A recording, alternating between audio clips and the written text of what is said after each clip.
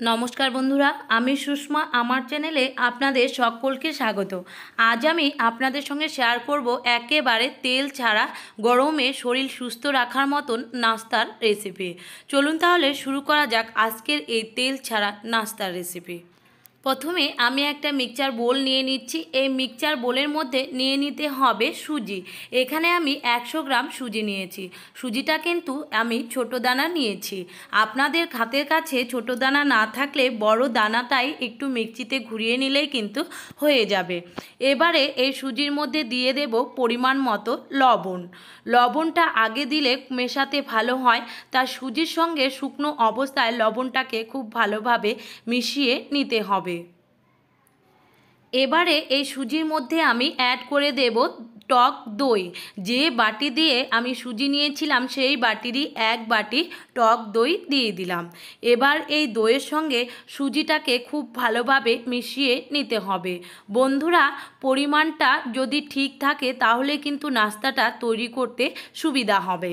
তো এবার দেখুন দইয়ের সঙ্গে খুব ভালোভাবে সুজিটাকে মিশিয়ে নিয়েছি।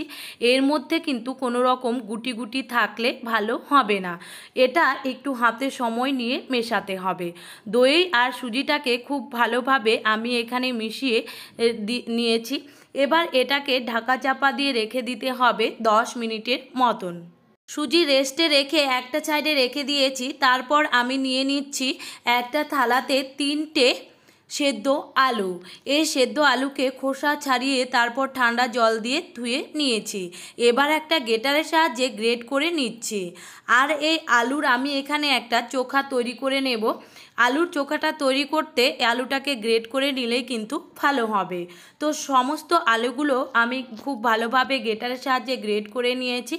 এবারে দিয়ে দিচ্ছি মিডিয়াম সাইজের একটা পেঁয়াজ। পেঁয়াজটাকে এইভাবে কুচিয়ে নিয়েছি। তারপর দিয়ে দিয়েছি ছোট্ট একটা টমেটো। টমেটোটাকেও একইভাবে কুচিয়ে নিয়েছি। দিয়ে দিলাম 2টো কাঁচা লঙ্কা। কাঁচা লঙ্কাটাকেও কিন্তু কুচিয়ে ছোট ছোট করে নিয়েছি। পরিমাণ মতো লবণ আর দিয়ে দেব এখানে চাট মশলা। আমি এখানে আজকের নাস্তাটা একেবারে তেল ছাড়া তৈরি করছি। তারপর দিয়ে দিলাম আমি ধনেপাতা কুচি। তবে আপনাদের হাতের কাছে ধনেপাতা না থাকলে নাও দিতে পারেন। এবার সমস্ত উপকরণ হাতের সাহায্যে খুব ভালোভাবে মেখে নিয়েছি। আর এই সময় আপনারা কিন্তু অবশ্যই লবণটা চেক করে নেবেন। তো এবার আমি আলুটা মেখে নেওয়ার পর এবার ছোট ছোট করে বল তৈরি করে নেব আলুর। আর আলুটা এইভাবে বল তৈরি করে নেওয়ার আগে খুব ভালোভাবে হাতটাকে কিন্তু ধুয়ে নিতে হবে। তারপর এইভাবে আলুর বলগুলোকে তৈরি করে নিতে হবে। তো দেখুন এইভাবে আমি চ্যাপটা করে আলুর বলগুলো তৈরি করে নিয়েছি। এখানে আমি 3টে আলুর বল তৈরি করে নিয়েছি।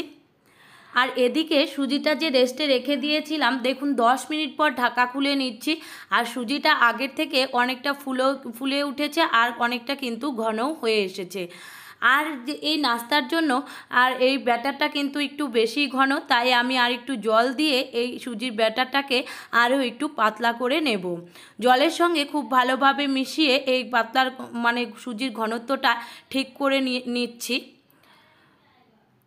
তো দেখুন আমি আপনাদের দেখাচ্ছি এই সুজির ঘনত্বটা কিন্তু ঠিক এরকম করে তৈরি করে নিতে হবে। এবারে এই সুজির মধ্যে দিয়ে দিতে হবে ইনো।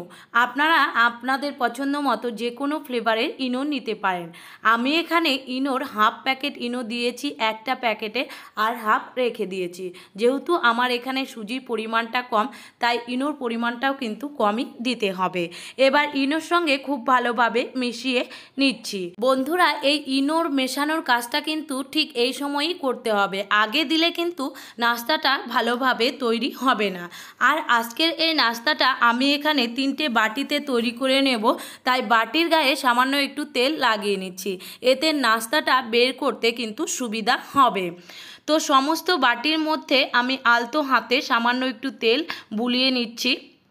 এতে কিন্তু নাস্তার মধ্যে কোনোভাবে তেলের এফেক্ট করবে না। এবার আমি এখানে যে সুজির মিশ্রণটা তৈরি করে নিয়েছি, সেই সুজির মিশ্রণটা ছোট চামচের 2 চামচ করে বাটির মধ্যে দিয়ে দিচ্ছি। প্রত্যেকটা বাটির মধ্যে আমি প্রথমে 2 চামচ করে সুজির ব্যাটার দিয়ে দিলাম। তারপর যে আলুর বলগুলো আমি এখানে তৈরি করে রেখেছিলাম সেই আলুর বলটা আলতো হাতে এই সুজির ব্যাটারের মধ্যে বসিয়ে দিতে হবে। কোনোভাবেই কিন্তু যেতে যেতে বসানো যাবে না, তাহলে কিন্তু বাটির একদম তলা পর্যন্ত চলে যাবে। এবার আলুর বলটাকে বাকি মিশ্রণটা সুজির মিশ্রণ দিয়ে আমি ঢেকে নিচ্ছি। আর আলুর বলটা নিচে চলে গেলে কিন্তু নাস্তাটা খেতে বা দেখতে কোনোটাই ভালো লাগবে না। এবার আমি বাটিগুলোকে ধরে খুব হালকা হাতে এইভাবে ঝাঁকিয়ে দিচ্ছি যাতে ব্যাটারটা খুব ভালোভাবে সেট হয়ে যায়। আর এদিকে আগে থেকেই আমি কড়াতে কিছুটা জল দিয়ে খুব ভালোভাবে গরম করে নিয়েছি। জলটা যখন এইভাবে উতলে উঠবে এর ওপরে দিয়ে দিতে হবে ছিদ্রযুক্ত থালা। এই থালার ওপরে 3টা এই নাস্তার বাটিগুলো খুব সাবধানে বসিয়ে দিতে হবে। খেয়াল রাখতে হবে যাতে বাটিগুলো কোনোভাবেই কাত হয়ে না যায়। তো খুব সাবধানে বাটিগুলো বসিয়ে দিয়েছি। এবার যে জলের ভাপটা উঠছে এই ভাপটা যাতে বাইরে বেরিয়ে না আসে এর জন্য একটা গামলা দিয়ে ঢাকা দিয়ে রেখে দেব 10 থেকে 15 মিনিটের মতন, গ্যাসের আঁচকে একেবারে লোতে রেখে। বন্ধুরা, এখানে নাস্তাগুলো তৈরি হতে সময় লেগেছে 15 মিনিট।